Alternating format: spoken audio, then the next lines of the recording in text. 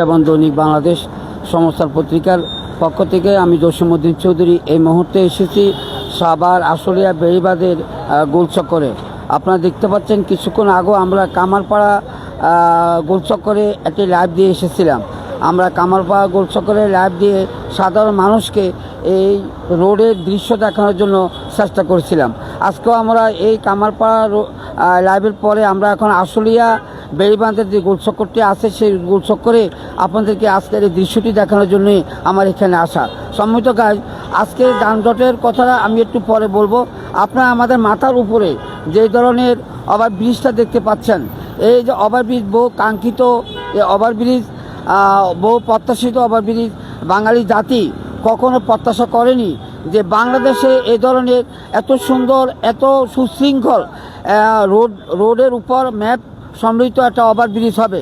আর এই ওভারব্রিজ দিয়ে সাধারণ মানুষ নিশ্চিন্তে নির্ভয়ে নির্প্রায়ে তারা এক স্থান থেকে অনুষ্ঠানে যাতায়াত করতে পারবেন। আমি কোনো দোষ বা সরকারের গুণকীর্ত গাবো না।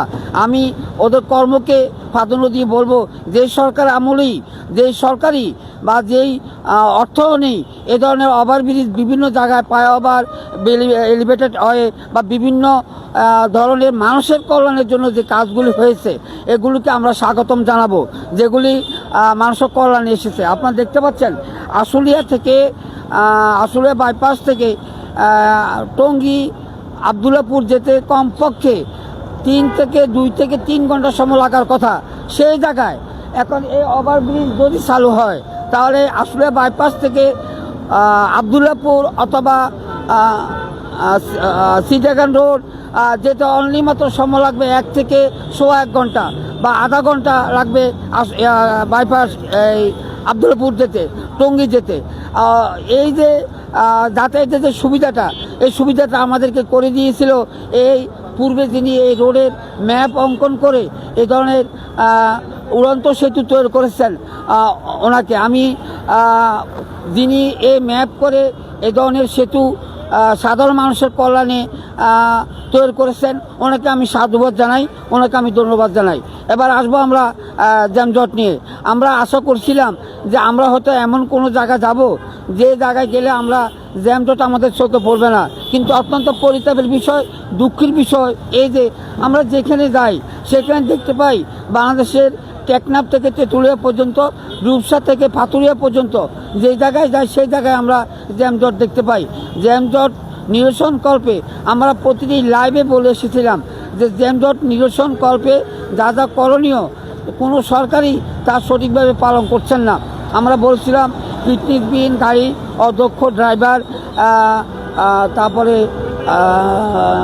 অটোরিকশা, ইঞ্জিন চালিত বিভিন্ন ধরনের গাড়ি যেগুলি রোডে চলাচল করে মানুষের যানমালের হেফাজতের বিঘ্ন ঘটায়, গাড়ির বিঘ্ন ঘটায়, সেগুলিকে যদি বন্ধ করা না হয় তাহলে আপনারা কখনো একটি স্বাধীন রাষ্ট্রের স্বাধীন রোডের চিত্র অঙ্কন করতে পারবো না। আমি আজকেও এই মুহূর্ত বাংলাদেশের প্রধানমন্ত্রী জনাব তারেক রহমানের দৃষ্টি আকর্ষণ করব, যেন সাধারণ মানুষের চলাচল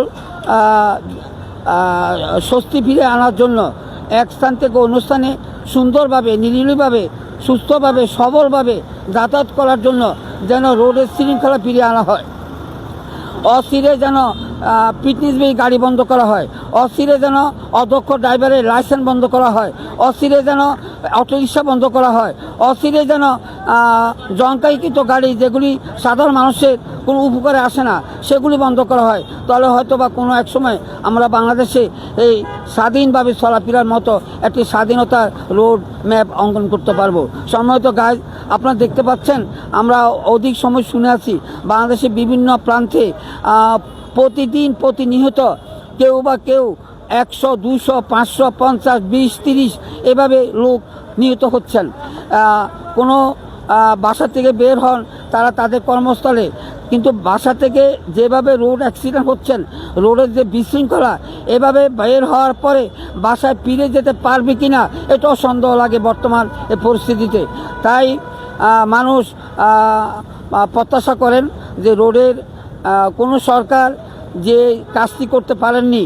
আমরা গত সরকার যিনি নতুন আমাদের মাঝে নবনির্বাচিত সরকার নির্বাচিত হয়ে এসেছেন সেই বাংলাদেশের কর্ণধর জননেতা তারেক রহমান ও নির্বাচনী ওয়াদা একে একে কয়েকটি পালন করেছেন, যেমন কৃষকদের কৃষি কার্ড, মহিলাদের ফ্যামিলি কার্ড, এমনকি চিকিৎসা খাতের বিভিন্ন উন্নয়ন, তারপরে শিক্ষা খাতের বিভিন্ন উন্নয়ন।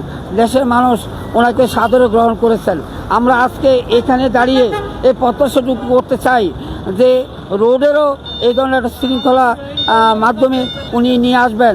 প্রতিটি শহরে, প্রতিটি থানায় উনি সোডিয়াম ট্রাফিক বাতি জ্বালানোর ব্যবস্থা করবেন, যেন আমাদের ট্রাফিক বাইরেও তাদের নিরাপত্তা সন্নিহিত কাজ থেকে বাদ না পড়েন, এবং সাধারণ মানুষ যেন অন্তপক্ষে ট্রাফিক সিগন্যাল দেখে এক স্থান থেকে অন্য স্থানে তাদের যেতে সুবিধা হয়, সেই ব্যবস্থাটা উনি করবেন। আবার কোনো এক সময় নতুন কোনো অঙ্গনে নতুন কোনো দৃশ্য নিয়ে আপনাদের মাঝে আসার চেষ্টা করব। সেই পর্যন্ত আপনারা সবাই ভালো থাকবেন, সুস্থ থাকবেন। অবিরাম আপনাদের সফলতা এবং দীর্ঘায়ু কামনা করে বসন্ত বাংলা টিভি এবং দৈনিক বাংলাদেশ সমাচার পত্রিকার পক্ষ থেকে আমি জসিমউদ্দিন চৌধুরী, সাভার, আশুলিয়া, বেইবাঁধ, গোলচক্কর, ভালো থাকবেন, সুস্থ থাকবেন।